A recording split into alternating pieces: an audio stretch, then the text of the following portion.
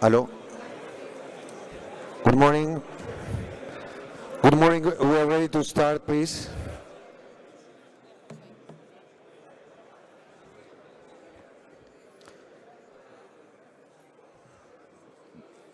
Good morning. Buenos días. Vamos a partir. Si pudieran cerrar la puerta, por favor. Muchas gracias.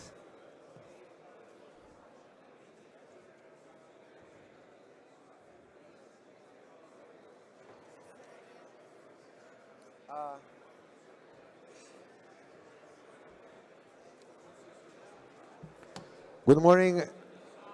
Good morning. We're going to start, please, if you can take a seat.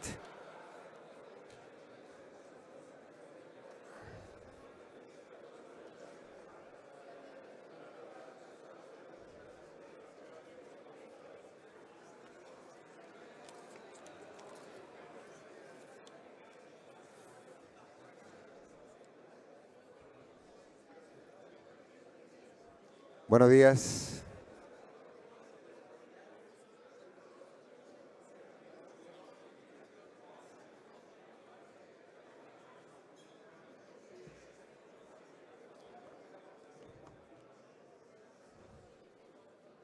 Stefan, morning. Thank you for coming.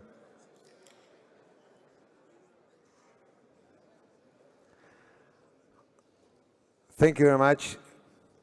We are 7 minutes late, and it's important to hear our panelists, so let's take advantage of the time.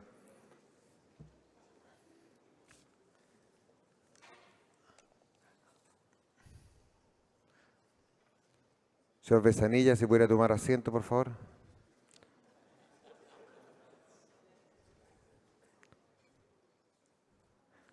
Okay, thank you very much.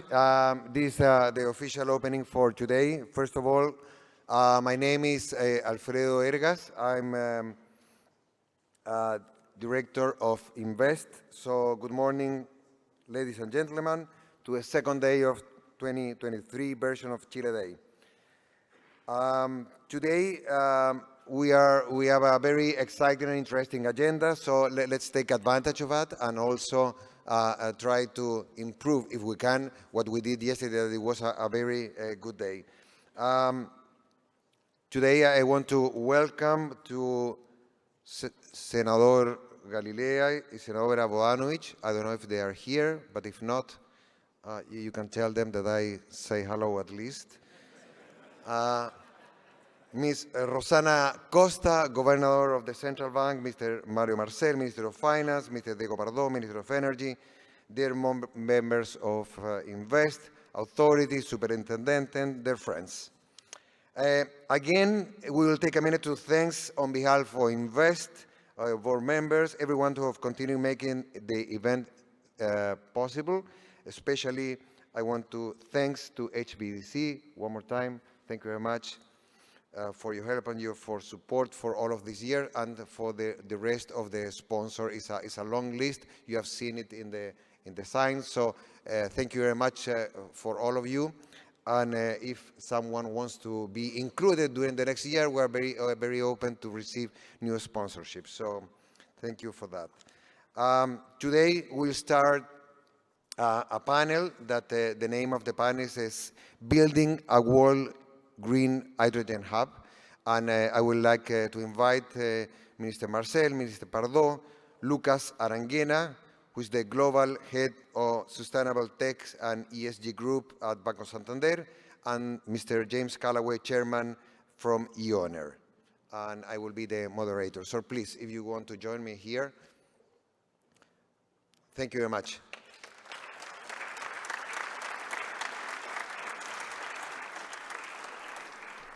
As you know, I don't want to repeat the CV and the presentation from both ministers, because you know them, you know how prestigious and his capabilities. So I just want to thanks Minister Pardow, your first time in the Chile Day, so you are very welcome. And if you like it, you can repeat it. And Mr. Marcel, thank you for being in the panel. I would like to introduce a little what is Lucas is doing. He's the, as I said, he's the global head of sustainable tech and ESG in Banco Santander.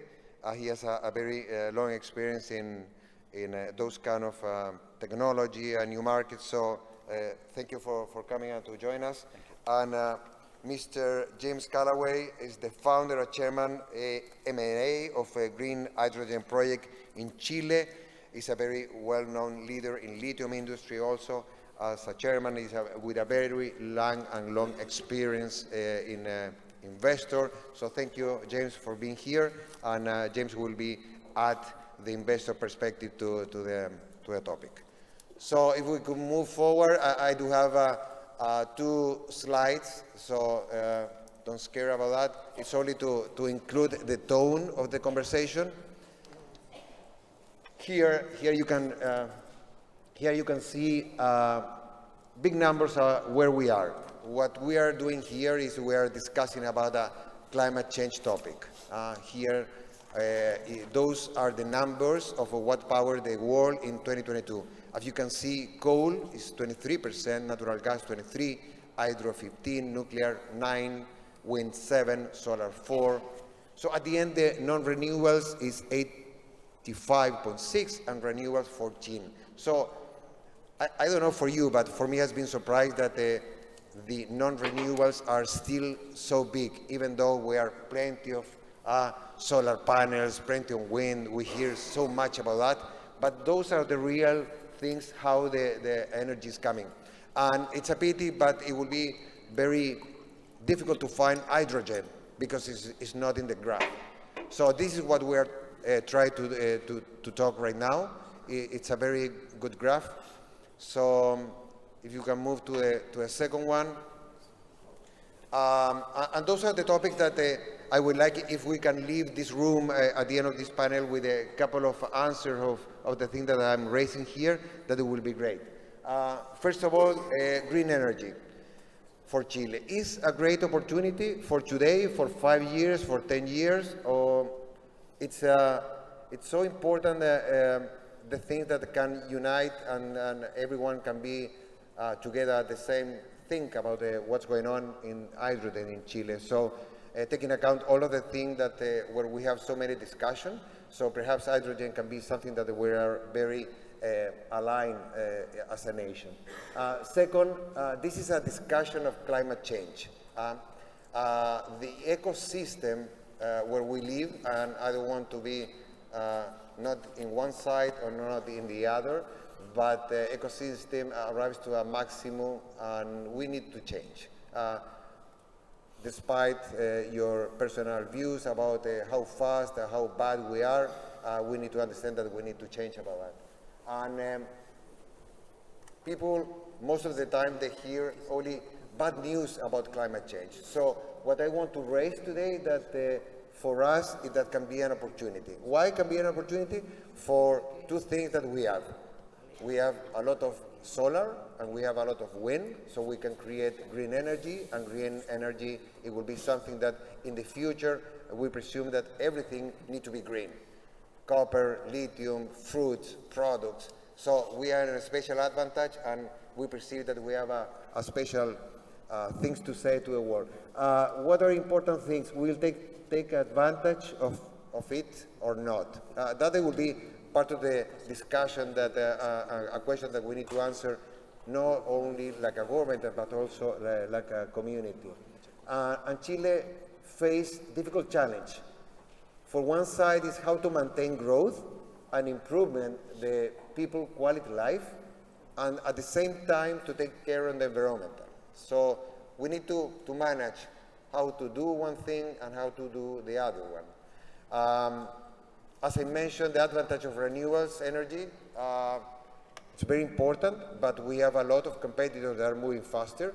Here we have Lucas that can give us some information, what's going on with Australia, with Mexico, Marruecos, I don't know. There is a list of other countries that are trying to do the same with hydrogen. So we are in a race, so we need to decide how fast we wanna be in this race. The good part of that, in example, that those kind of things, it will help a lot of decentralization of the country. Remember that we have in the north sun, in the south, wind. So think about it, how the regions can develop, not only in people, not only in investment, but also employment, education. We can have the University of Hydrogen, I don't know. The sky is the limit for thinking what we can do. And at the last, the problem, and it's very interesting to look in that way, we have a lot of sun, we have a lot of wind. What we are trying to think is how to battle, how to put it something that it will be the advantage of those, and how to put it, how to storage that it can be in a way of hydrogen. Of course, the private sector need to say something, they need to take a risk, they need to take the thing that they're supposed to know, and the regulator from their side also need to see how to compete, in example, to what United States is doing with all the subsidies. And at the end, or perhaps at the beginning, we need to think about communities. There will be a lot of investment. We need water for that. We need desalination plants. So we need to deal from the beginning with the communities. So those are the topics that we are planning to hear during this panel. For sure, it will be more interesting what they said. So let's move to a panel. Okay. So the logistic of the panel will be that we're going to give 10 minutes from each one of the participants to make a comment and a presentation. Then we'll be jumped to a question that I will make, and if we have time, we want to give you the opportunity to make questions. So, Mr. Pardow, if you want to start. There you go. Thank you, Minister. Hi, everyone. Thank you for having me. Since it's my first time, I brought some slides. I will be quick anyway. I always try to highlight that Chile has two main competitive advantages when we talk about green hydrogen and derivatives. One is, of course, the strength of. I think it's the other way. I should be away so they don't conflict to each other. So one competitive advantage comes from the strength of our natural resources, and that, of course, is very important. We have abundant sun resources in the Atacama Desert. We have abundant wind resources in Magallanes, and we have at least two industrial hubs that can fuel internal demand too. But that's one pillar. The other advantage we have is, as a country, we are committed to climate change policies, and this is not something that started with this government nor with the previous government. It has been this way for at least a decade. Today I'm going to talk about the second pillar, not about the first one. Happy to discuss this on the questions, but how do you build a stable policy in a country like Chile? Well, you have several layers in this one. The first layer came on 2015, our national strategy energy policy, which lays out a path.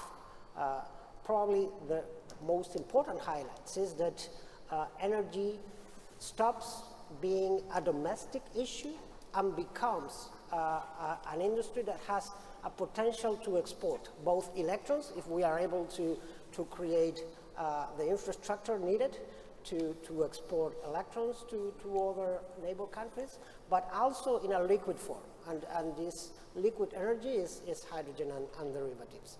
That idea came first in 2015 in our national energy policy that was updated in 2020. Both were highly participative processes in which industry was involved.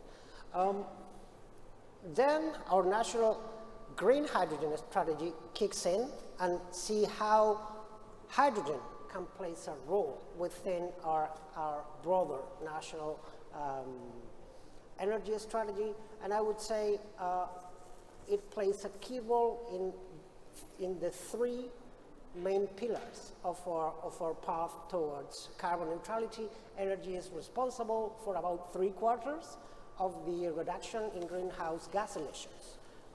Of those 3 quarters, one of them is the decarbonization of the electricity matrix, another quarter comes from mobility, and another quarter comes from industry and houses. In each of these quarters, green hydrogen is key, especially for the last mile.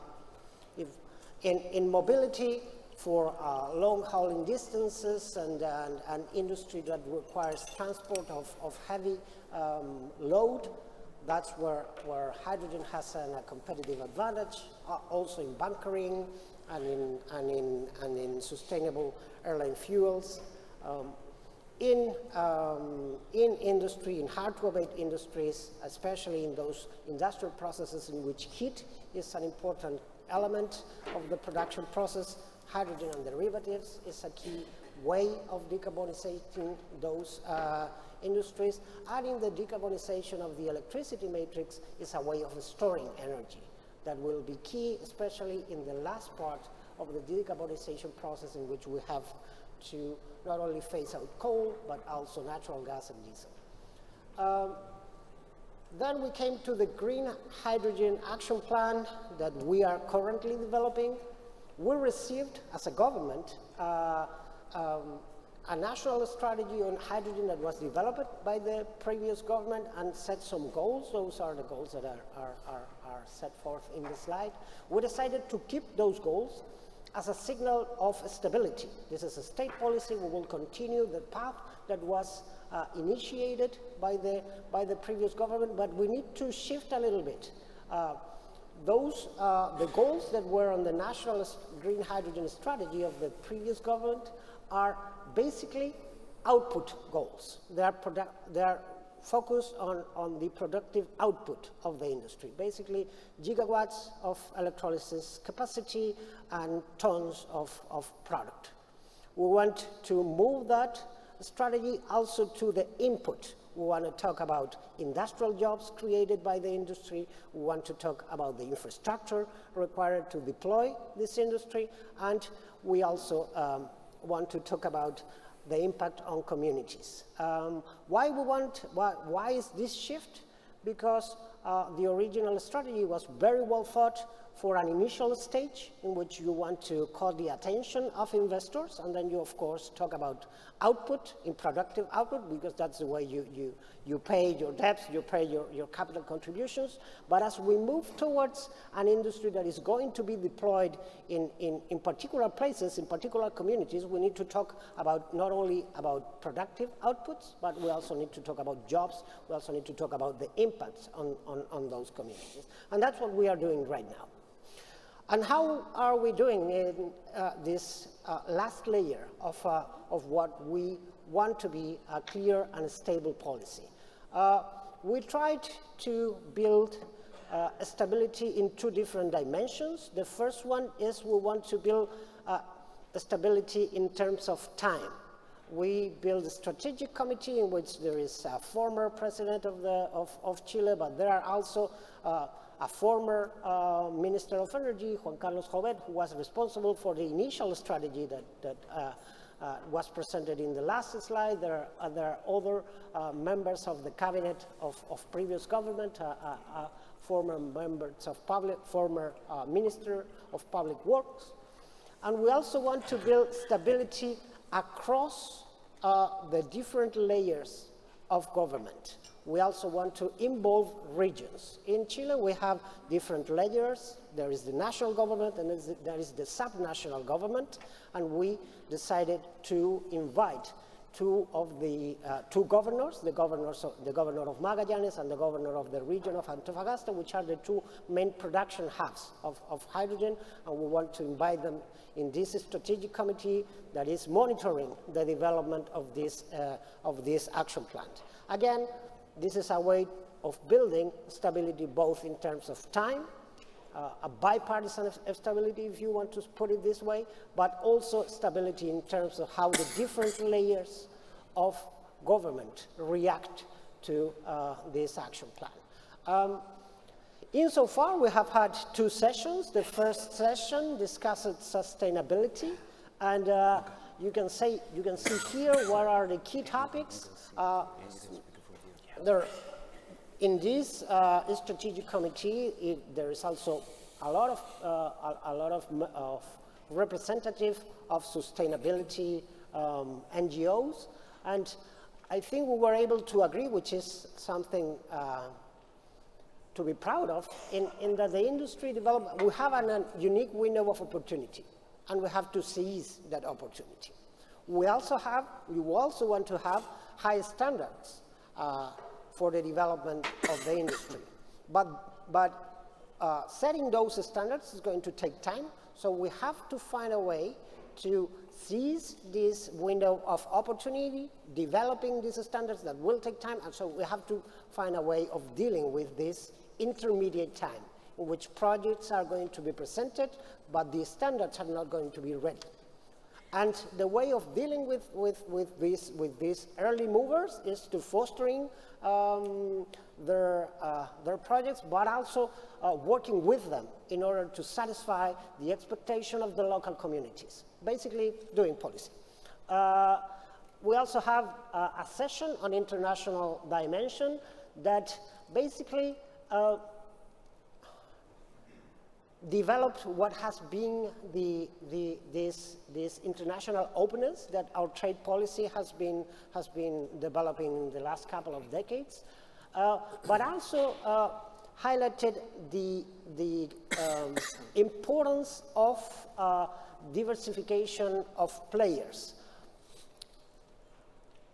I travel a lot to different countries, and in many countries, climate policies are a battleground between different parties. Typically, progressive parties fight with conservative parties on climate policies.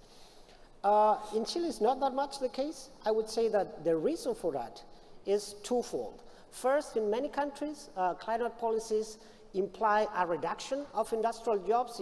In Chile, climate policy involves an increase of industrial jobs.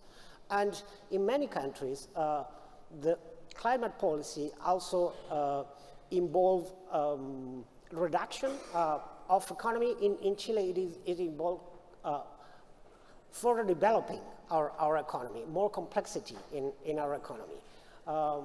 We are importers of fossil fuels. So as we move to clean energy, we also gain in sovereignty, and we are able to build also stronger national strategy. So national interest is also behind clean energy policy, and that's why I think it's a more bipartisan issue.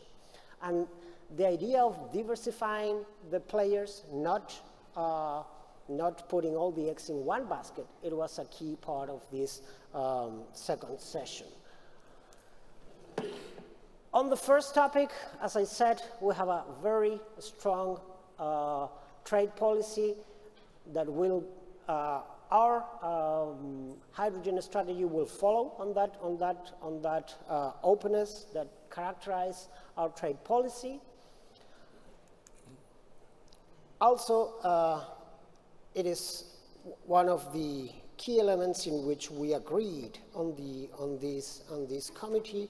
It is that many countries are trying to develop this industry with direct subsidies to what it is conceived as an export product. We see this as something conflictive especially with WTO rules. Putting subsidies to a product that is meant to be exported is something that sooner or later is going to be conflictive with WTO rules. So we're trying to build something different. We're trying to build something more based on market rules. That's one thing. And we also want to have a role. Julio is here. Oh, Julio just left, but he was there. So we're also trying to use what is already in place, the infrastructure that is already in place, and we see that government has a role in fostering the retrofitting of infrastructure.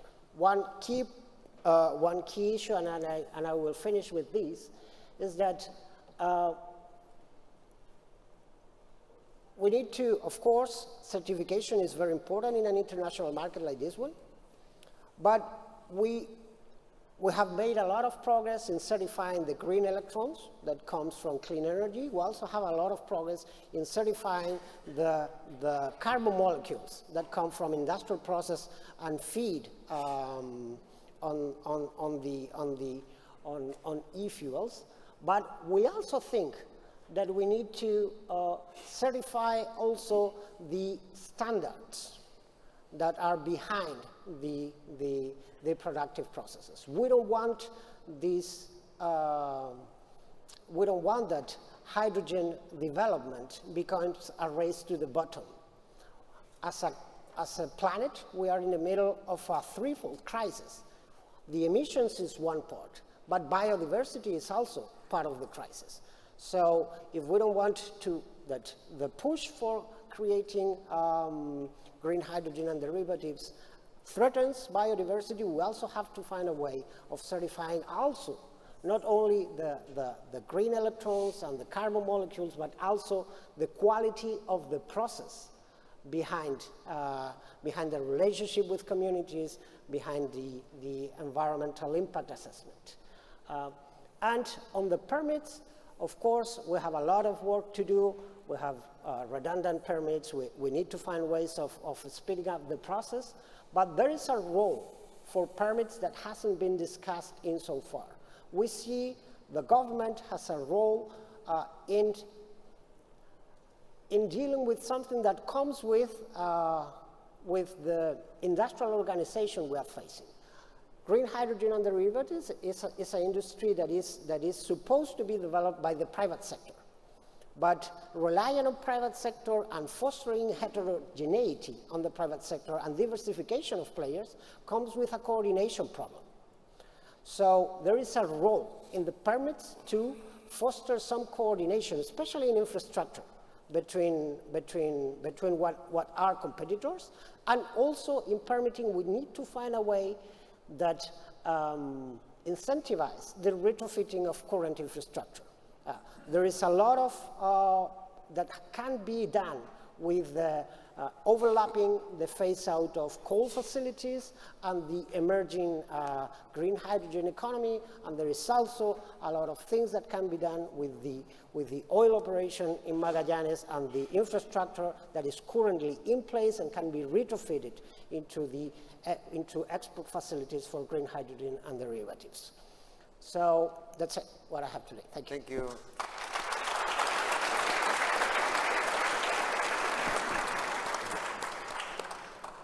Minister Marcel, if you want to continue. Yes, You can speak city. I think so. Yeah.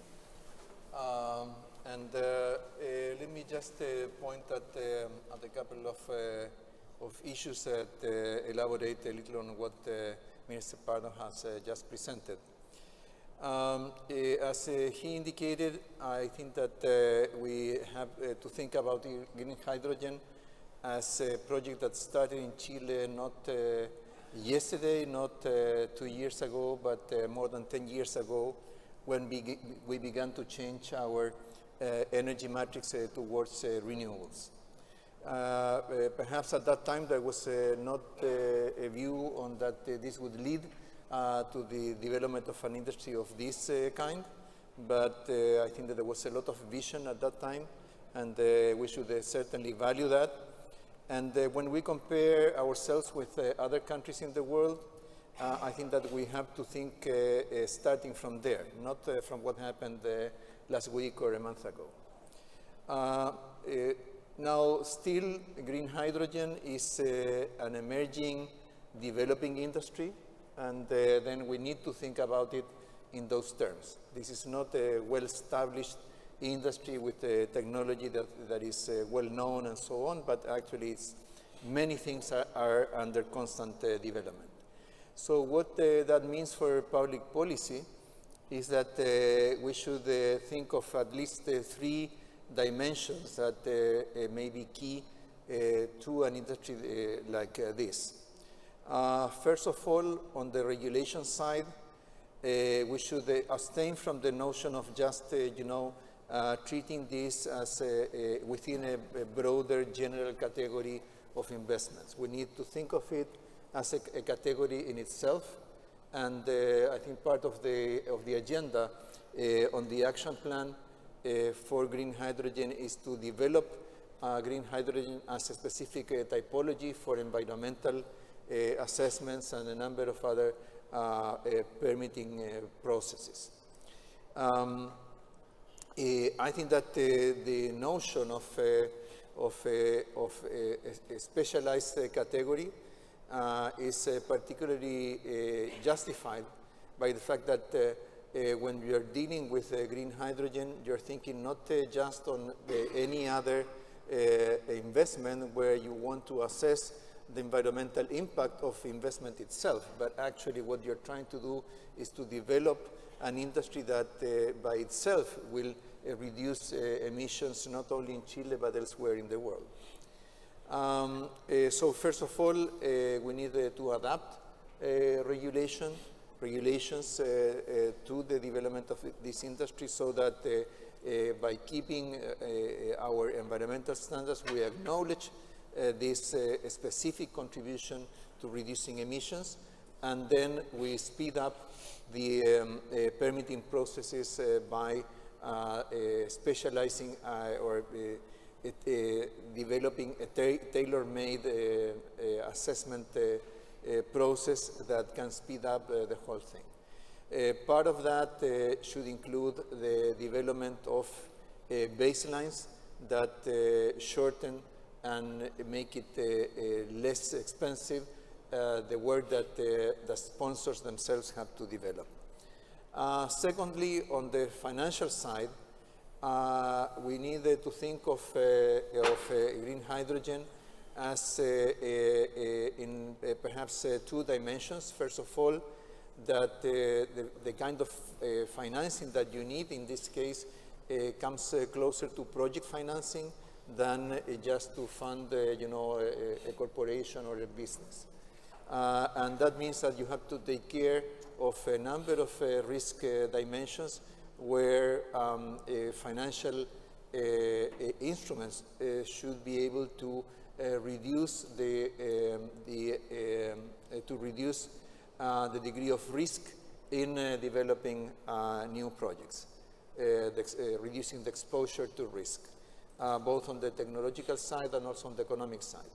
And I think that we should learn from some of the challenges that we have found in the growth in the renewable energy industry, to note that in addition to technology, markets, or whatever, we will probably face a number of coordination challenges that will be pretty important. And that means that on finance, we need to think more, not just in terms of the availability of funding for projects, but on a particular type of funding, perhaps more venture capital, and also risk management instruments that reduce the degree of exposure to risk for these projects. And thirdly, we also need to think of the logistics of the green hydrogen industry. That means thinking of the logistics starting from the building of plants, the building of solar plants, of wind power plants, and then to the industrial processes themselves, and then the transformation of green hydrogen into a commodity that can be exported elsewhere in the world. So that involves transportation, involves ports, involves building permits, involves infrastructure, and so on. Those three areas are three areas where we are focusing in the steps that we have been taking towards the Green Hydrogen Action Plan. As Minister Pardow explained, that plan is expected to be finished during this second half of the year, but we advanced a number of steps a few weeks ago that will be definitely part of that, and they precisely touch upon these three issues: regulation, finance, and logistics. So I will stop there. Thank you, Minister. And now, Lucas, if you can give us the flavor of what's going on outside Chile and how advanced are our competitors. Great, thank you, Alfredo. Well, first of all, thank you so much for having Banco Santander and sharing this great panel with Minister Pardow, Minister Marcel, and such a successful businessman and environmentally minded entrepreneur, global entrepreneur, I should say, like James. So it's a privilege for Santander to share a stage here today and talk about something that for us is a passion and a highly strategic topic for Banco Santander. I was actually invited to speak last year. I guess I behaved last time around as I've been invited again. This time, great to see the commitment of having two very senior officials from the Chilean government discussing this topic, right? So I'd like to give an overview as to what we see in the global hydrogen market. And when we talk about hydrogen, we're talking about hydrogen derivatives, so whether in the form of ammonia or methanol or any of its derivatives. There is a global market that is being put together. Our work within Banco Santander is to advise clients on pursuing their investments and developing their projects. For that, I spend my days and nights sometimes talking with developers of hydrogen projects worldwide. I spend a lot of time with off-takers. It's critical to understand how the off-take market is going to play out. And discussing a lot with investors as well. And that's the magic trifecta of suppliers, off-takers, and investors. But we are spending increasing amount of time also discussing with policymakers, because indeed energy policies and financial and fiscal policies are becoming very important in this new hydrogen ecosystem that is being built. So maybe I can explain what's going on the demand side very quickly. And what I can tell you is, by speaking with the largest off-takers in the world, is there is no way back. So a hydrogen economy is being created as we speak. And there will be countries with very high demand of hydrogen that will not be able to cope with their own production, that will be net importers of hydrogen. I think that's where the big opportunity for Chile stands. And we're talking about three key regions or three key countries. This is going to be Japan, this is going to be Korea, and this is going to be Europe. Those three poles will be demanding hydrogen at a very large scale.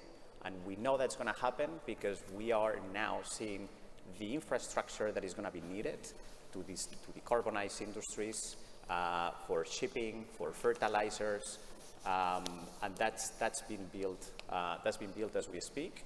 And there are going to be high demand of that clean molecule to progress their agendas. And it's not just a decarbonization agenda. I think that was very much at the outset of the beginning of the hydrogen economy. It's also about, and the ministers alluded to this, it's also about energy security. So think about what has happened in this side of the world, in Europe, with the war in Ukraine, and Nord Stream 1 and Nord Stream 2 being closed down. We've realized that actually you cannot depend on energy partners. You need to build your own independence, energy independence. And it's also about energy price security, right? So the volatility that we've seen in the energy markets over the last 3 years have also, and we've seen industries in Germany, for example, stopping business because they could not afford the price of the molecule. So the demand side is going to be there, is not just economic policies, financial policies, geopolitics that are playing a role there. And it's going to be a very prominent industry by the end of this decade. It's going to take a few years to build that infrastructure, both on the supply and demand side, but it's going to be a thriving industry by the end of this decade, and it's only going to grow going forward. So what's going on the supply side, and this is where it's interesting for a country like Chile, right? I think it's worth noting there are some big, I'd say, gorillas entering the room here. And the big gorillas entering the room is the US, the Middle East, Europe as well, although Europe will be a net importer of ammonia. And they are entering the room with a very strong conviction. They want to be a supplier of the clean molecule to the world. There is no way back for them. And why I say such degree of, that they have such a degree of conviction, because they are putting their money where their mouth is effectively, right? So if you go into the US, you've got subsidies on the capex development of green hydrogen production, but you also have incentives on renewable power that goes on top of up to $3 per kilo, this is $3 per kilo, on clean hydrogen. And on top of all those, let me call it subsidies, very often you have DOE, Department of Energy money that goes on top of, plus incentives from local states for developers to build their plants in their states. So it's layer on top of layer on top of layer of incentives and subsidies. This applies as well to Japan. Japan doing it in a bit of a different way because they acknowledge they're not going to be developing their own local production infrastructure. They're going to rely on third parties. And therefore, they're going to be providing subsidies to offshore producers of green molecules. So again, the emergence of U.S., the Middle East is playing a very prominent role. Europe as well, although they're going to be net importer. Other countries are now trying to enter the scene as well, like Australia, that did not have that level of conviction. And I guess the question is that it, right? Is that a closed game? Is there a role for Chile to be played in that, that new landscape that is being created? And the answer is that it's still yet to be seen and it's still yet to be decided what's going to be the role of countries outside of those very privileged club of big developers, right? And there is definitely appetite in Europe and in Asia to have a wider and more diverse set of suppliers of green hydrogen. So there is definitely a demand out there and an opportunity for a country like Chile to play a role into that landscape. And the question is how to achieve that. I think is building and strengthening this public-private partnership. I think the government of Chile is showing great strategic conviction that this is the right thing to do, and it's great to see. But there is more to be done. Other countries are trying to occupy that space, like Brazil, with very low energy prices and a lot of hydro that runs 24 hours. That is very very important for hydrogen production, the reliability of energy. North Africa is looking into injecting their clean hydrogen into pipes that will fall into Europe. So all that part of the landscape is still to be reconfigured. Yeah. Thank you, Luca. Maybe before to jump, if we need to make a grade from 1 to 7, because this is the scale in Chile, in terms of develop and advance of regulation, market, investment, how you qualify Chile today? Compared to what is a 7? If a 7 is US or a 7 is North Africa? That's, 7 is where we want to be. Right. Listen, you're putting me on the spot there. Of course. Because I'm sitting. That's the fun of a panel. If not, it will be too boring. I'm sitting next to 2 ministers here, so I don't. Okay, so think about it. Okay, James, go ahead. James. Don't ask me that question. Okay. Well, first of all, it's a real honor to be here with all these wonderful panelists. I'm humbled to be here, and I might start off and just say that I'm going to ditto a lot of the things that have already been said, because I don't want to repeat myself, but I think that the framework that's been provided before me is spot on. So I'm very excited about that. Let me just, for purposes of diversity of discussion, let me take it from a sort of deeply practical perspective. For the last, first of all, I've been investing in Chile now for 11 years, and I've been investing in this region for 17 years, building large capacity facilities, industrial facilities, whose sole purpose is to bring down emissions in the world. And I don't do this anymore at my age. My wife always says, what in the heck are you doing at 65 working harder than ever in your life?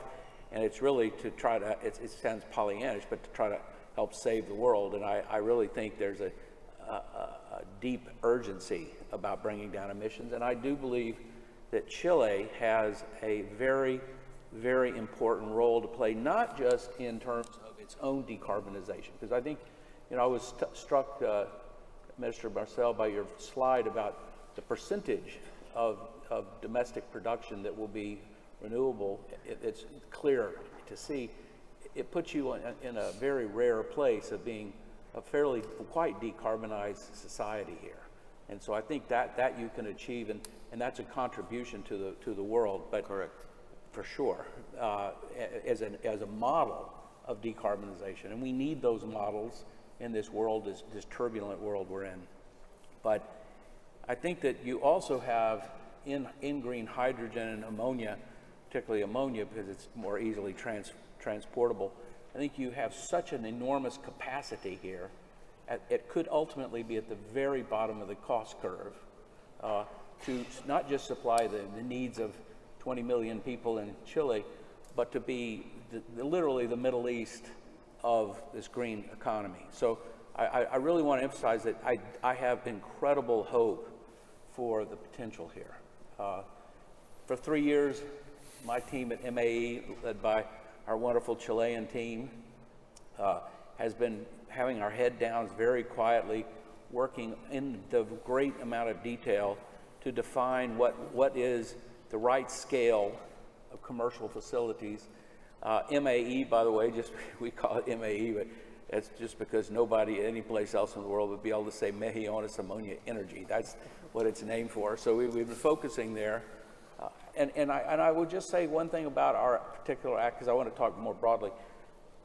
We don't have a plan B or a plan C or a plan D as a company. A lot of the players that you'll see running around here in Chile have 25 projects all over the world, and they're sort of playing it out to see which one gives them the best deal. We're not doing that. We have one project. Our entire team is Chilean. We've been working tirelessly, quietly, to actually put together all of the elements that are necessary. And by the way, all of the elements are a lot of different things. Water, in a super evaporitic environment in Mejillones, incredibly important and challenging. We've come up with some really great ways to reduce our use of water and also to use old water, gray water, and purify it ourselves so that we can reuse water from waste systems. I mean, all these kinds of things. The port facilities, incredibly important, particularly for early production. We need to have port facilities where we don't have to go and do much reinforcement of those ports in order to become large-scale exporters. Because if you start messing around with ports and water resources, you just have to add time. It just takes time to get this done. So we've identified and secured our engineering on really the best port, we think, in Mejillones. The power systems, in the end, what your cost of your input of power, it's your OPEX cost, operating cost, is almost exclusively derived from how much your power costs are, and what we in the industry parlance we would say is your capacity factor that you actually get in the plant, because you can have, for instance, and this is a problem we have in this country, and I bring it up not because I wish this was the problem, but it is the problem, and I think we should all really talk about it. Is that you have a perverse situation. You have the best wind on Earth down in the south, and you got absolutely the best solar on Earth in the north. Well, great, but like in the case of the solar, you might be able to get 35 or 40% capacity factor out of it. So that means your plant sitting there, if you have direct solar, and that's it, most of the time the plant's sitting not being utilized. And when you talk about projects, when we talk about these projects, it's very important. We think about 300 megawatts as, by the way, when you get to sort of an optimal initial economy of scale. We're talking about, when you add it all up, it's $1.5 billion, $1.8 billion of capital that's involved in this. And so it has to be done with structured finance. I mean, it really is going to be done with structured finance. And that means that we have to have good economics. If we're sitting at 40% capacity factor, that's very difficult to achieve. And the only way to get to the returns you need is to have a high assumption about the selling price of your end materials. And as the higher your price that you have to assume in your models and the offtakes that are associated with it, the more difficult it is to get durable offtakes at those prices, and therefore it becomes a problem in structured finance. So these things are very important. And my last comment about this is there needs to be a deep, hard look at this, because in the end, what we need to find a way to do is get a bridge. And I'm sorry to go on, but I'm going to talk just for a second about this. It's really interesting. So ultimately, and I would guess, and it's only a guess, I should mention that I'm one of the world's leading producers of lithium. And so I deal with all the battery people all over the world all the time at a deeply practical level. And the innovation that's going on in mass storage is incredible. And by the way, we're seeing prices falling faster on mass storage than we would have expected even 2 years ago, which is awfully important because solar costs, as you know, are just collapsing. It's unbelievable. From 10 years ago to now, it's just a completely different world.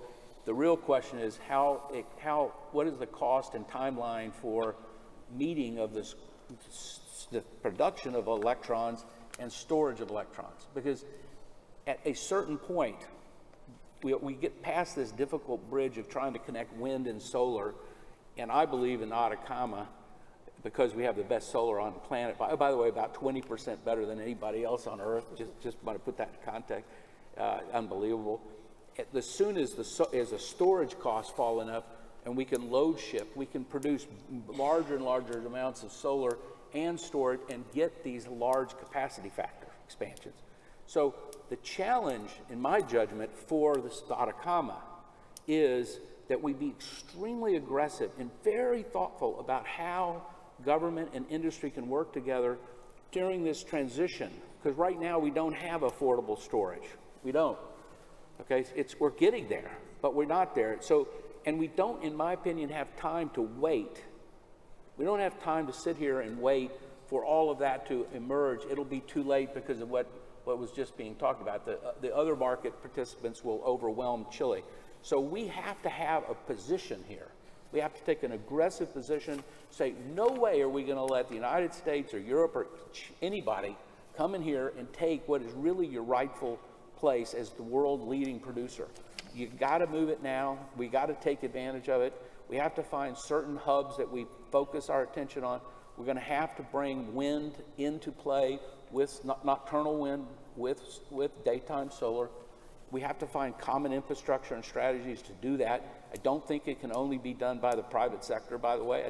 I really just want you to know, I think that's hopeful. That's very hopeful, but not likely. But if we can make that transition, it's a short period of time in which we have to have these supports, because once we get to a certain point with the cost of storage, the Atacama is going to absolutely dominate and have a structural cost advantage on the whole world forever. And so this could become as important or more important in copper, in my opinion. And we need to do that because this country deserves it, and it's got the great resources of the world. So that's my main point. Thank you.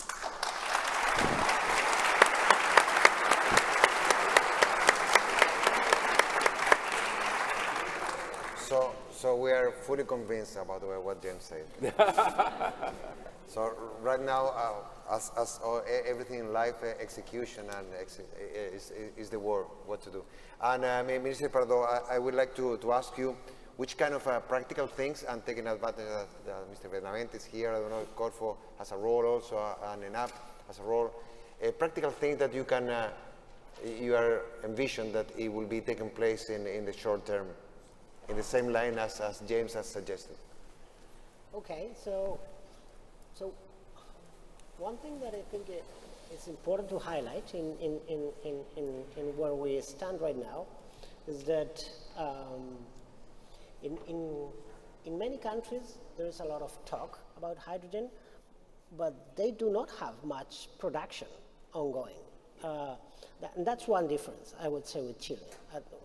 We have not, there are not commercial facilities yet, but we have at least 3 ongoing production processes. That helps a lot in understanding what is needed on the supply side.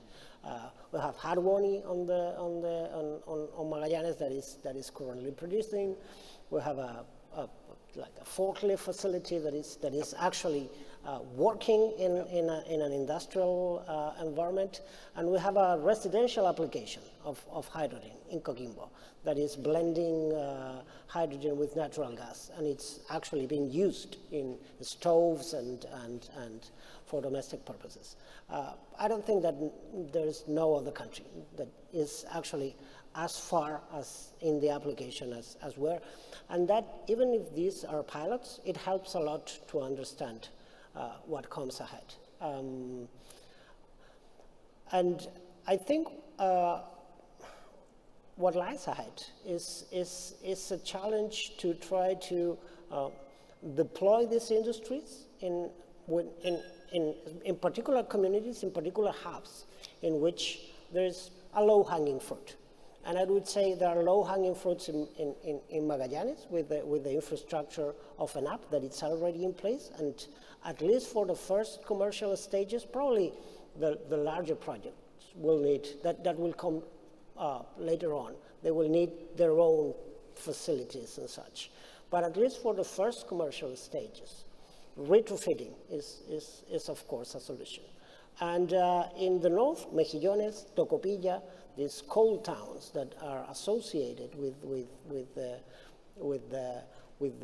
power generation based on coal, and they are phasing out on those facilities. Retrofitting those facilities, it also has an opportunity. Those are low-hanging fruits. Why? Because you have already an infrastructure in place. You have already a set of permits that allow to create all of these industrial activities, and you have communities that are used to this the presence of these heavy industries. So deployment on those places should be easier than in others. So I think what we need to be is practical, focus on those, and we have been doing that, especially in Tocopilla and Mejillones. We are also doing it in Magallanes with an app. Try to focus on that, and as the minister said yesterday, hit the floor running. That's what we are trying to do. So we have a lot of pilots going on. Next stage is the first commercial projects. We have to hit the floor running with those projects, and in order to do that, we need to find these sweet spots in which the deployment of the infrastructure should be easier than somewhere else. And I think we have an advantage on that. Thank you, Minister. And Mr. Marcel, talking about public policy, it's difficult to decide which sector of the economy to give subsidies, if any, and to support, or which will be the winners in the economy. What's your view about what need to be the approach from the government to an industry that shows that it has so many opportunities? Yes.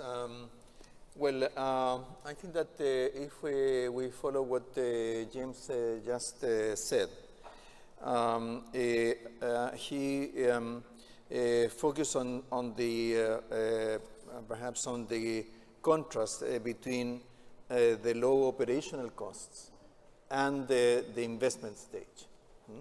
And I think that if we look at what's happening elsewhere in the world, there is a lot of focus also on investments, and our comparative advantages lie much more with operation. So I think that that's a dimension that we should certainly focus on. We have already put together this financial facility worth $1 billion with contributions from different multilateral institutions, plus some additional contributions from Chile. Those will provide funding, and structured funding, combined with private sector sources for projects. They will provide risk coverage for new projects as well, and it is intended to evolve gradually in order to operate stage by stage in the development of investments. Secondly, on the fiscal side, in contrast with these huge subsidies, we should think of what we can do from the taxation side. Now, for many years in Chile, we have basically thought of the relationship between taxation and investment being mediated by savings. Well, we know a number of factors that reduce the effectiveness of that kind of approach, and I believe that now we need to focus more on investments themselves. That's why we have put together a number of proposals that we expect to bring to this to the discussion on the fiscal covenant. First of all, this pool of tax credits for investments that have a larger multiplier effect, including the multiplying effect on environmental dimensions.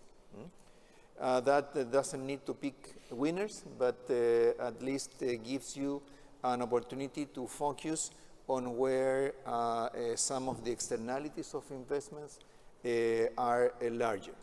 And I think this is an area where that clearly stands out in that sense. In addition to that, we have built a mechanism to recirculate government revenues from lithium to the diversification of the production base, including green hydrogen. That's something that we had not done in the past.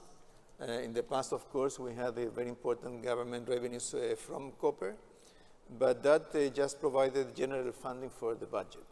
And over time, what we have seen is that the weight of, for instance, infrastructure investment in the national budget has been going down because it has been taken over by the pressure on current spending. So it's very important to preserve that mechanism, to preserve and to build and develop this mechanism to recirculate revenues from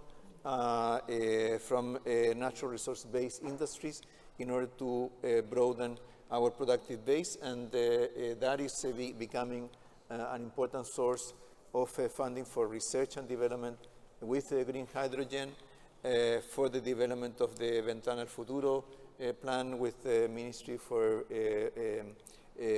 Bienes Nacionales, and also for a number of other initiatives that deal with the development of this industry. So is that enough to cope with the massive subsidies of the US?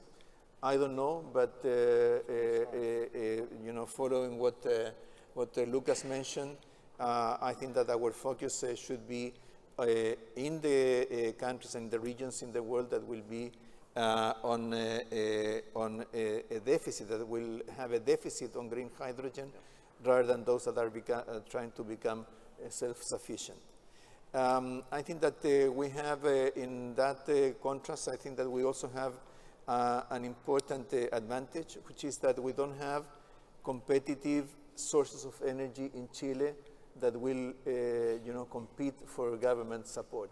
I think that that is an important advantage compared to other countries that are thinking about subsidizing, because the subsidizing dynamics may be much more complicated when you have a number of competing industries in the same country. So perhaps I will stop there. Thank you. Thank you, Mr. May I say It was very clear. just one thing on course. top of that? If you look at the way in which the subsidy policies were approved by the respective Congress, you are talking about, well, in the case of US, one Senate vote. I mean, it was approved by one vote. And in many other cases, you are talking about similar, very narrow margins. I mean, of course, you can always think that that's going to be stable, but if you have competing industries for that support and you have a not so stable political battleground, well, I mean, it's hard to say if that is going to be there in 20 more years, in 10 more years. No, absolutely. I don't want to look like someone who advocates for subsidies at all, in any place. So, Lucas, don't worry, I'm not coming to the same question that I did before. So, I have a new one for you in terms of banking. What are the conditions that do you think that they need to be met in terms of having bankable business? Are we far from that? Because you mentioned problems in demand, in supply. Sure. We are in a process, as James mentioned, there is not facilities that are ready to produce. Yeah. There is not PPAs. So how you are planning to finance that? Listen, the first thing I'd like to say is that the banking community is very eager to finance hydrogen. And I think that's very important because without banks really chipping in, this is not going to happen. And the reason why I say this is because when you look into the largest multi-billion-dollar financings that are taking place, so those projects that have reached FID in 2023, when you think about it, everyone's building a first-of-its-kind plant. Okay? I mean, this hydrogen plant is not like you buy a microwave that is an electrolyzer and then you plug it in and then you wait for the hydrogen. These are super complex technical and engineering plants. And no one today is operating a multi-100 megawatt plant. And we're already financing the banking community, including Santander, we're already financing the development and the capex of giga-scale plants. And I think that's very positive. Now, what's needed? I can tell you, if you were my client, I would give you a list of 25 things, but everything ends up with one. You need stable cash flows, and in order to have stable cash flows, you need an off-taker. And you need an off-taker for at least 10 years that is going to be buying the green molecule and with a very low counterparty risk. And the second one is, as banks, we want to protect the downside, so you need a highly rated EPC that will be the engineering, procurement, and construction of the plant, so we can discharge any liabilities, any overruns, in case the plant is not working. Now, in order to secure those offtake contracts, there are multiple dimensions that play into this, but cost of the molecule is the driving decision maker. And this is where, to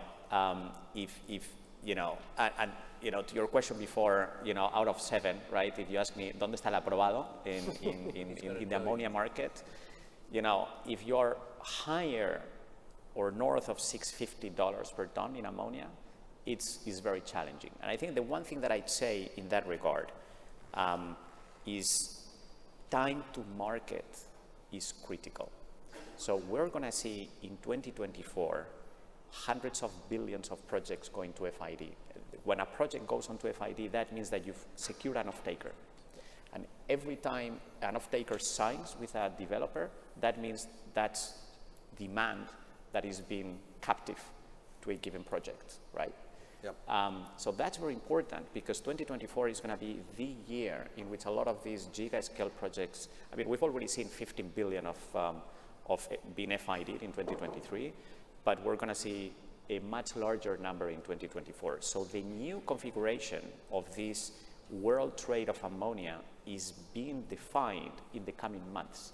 And that's why I think it's very positive what Minister Marcel said and Minister Pardow, because is really tackling the issue and making things happen as a matter of urgency. I think that's really, really important. Thank you. Yeah, we're close to close the panel, but before of that, James, we're going to give you another of those epic speech that you just gave us.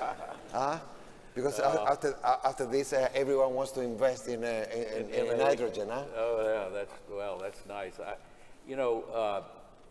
I do want to comment on it. There's so many things that y'all have said that are so smart and right on. So I think that one thing I would close with is that it's very clear to me that the government is really digging in to this subject, because you can't make the comments you've made without having a deep understanding of what the situation is, and I commend that, and it's heartening to me, very much so, as an investor.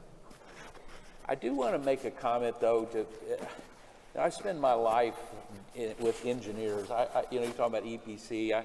I have Fluor Corporation, one of the biggest engineering firms in the world. By the way, Chilean engineers, been working with us on this project now for 3 years, spending a huge amount of money on engineering. Engineering is really, really important as a project for whole. It's not just the process flow sheets, but it's also safety. You're dealing with materials that you need to handle them with great care, and the quality construction is very important for social license to operate. So, but I would just my opinion, I don't really think that the flow sheets, we call it in the parlance of the industry, the flow sheets for the production of green ammonia are anywhere near as complicated as flow sheets, say, for lithium production. Lithium production, now you want to get into complicated flow sheets and complex factories. I could spend hours telling you about that because I've built them, and I'm building a big one now. Incredibly complicated. I mean, the essence of it is, you're going to take electrons that are made by either wind or solar. You're going to run it into an electrolyzer, and PEM technology is the main approach. I think is being pretty well tested. I don't think that is such a big deal. And once you get past stripping out the hydrogen with those electrolyzers, essentially the only thing left is to convert it into ammonia, and that's been going on and is completely understood and been doing all over the world. And once you have the ammonia, it doesn't know whether it's green or blue or brown or purple. It's just an ammonia. And of course, we need to know that it is in fact from renewable sources, because that's the distinguishing character. And that's a tricky subject, by the way.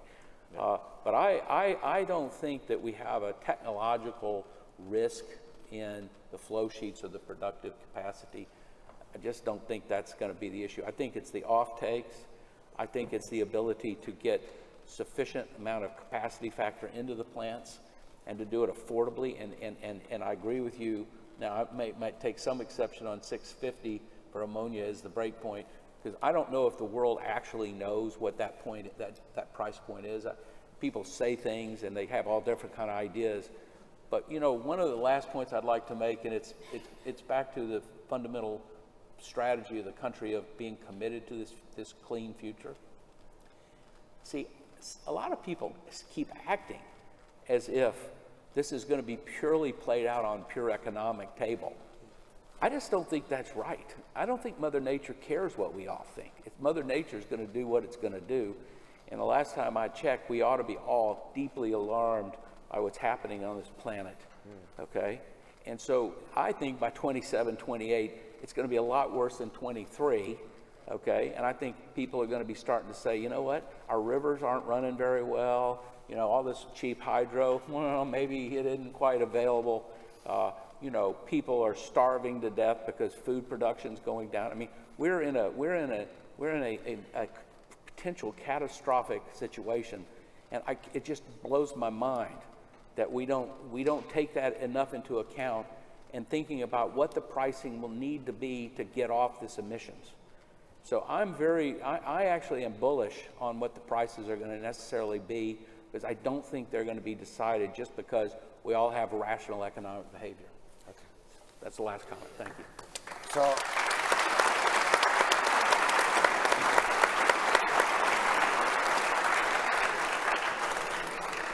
So thank you very much, and thank you that that was the reason why I started with that chart, talking about how we produce energy today, and at the end it's a climate issue. Yes. We need to know that the technology of taking energy from hydrogen, it has more than 100 years. Yeah. So it's incredible that suddenly, for what's happening with the cost of energy, we're in that situation. I think we have a unique opportunity in Chile. And as James said, there is other things to include in the analysis more than only the price of the ammoniaco, if it will be 1.5 or not, the kilogram of hydrogen. So one more time, thank you, Mr. Pardow, for coming especially for this. Mr. Minister Marcel, Lucas, thank you very much. And James, especially thank you for you. I think you became a a very close friend of Chile Day and InBest. Thank you very much. Thank you. A big applause for them.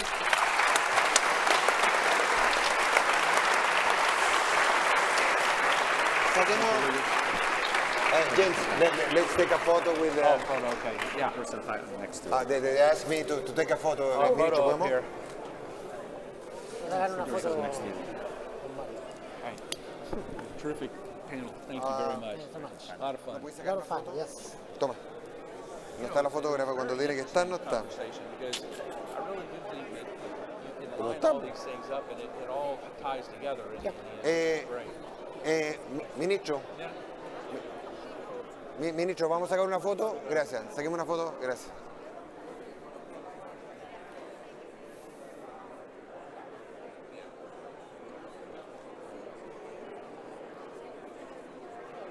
Gracias.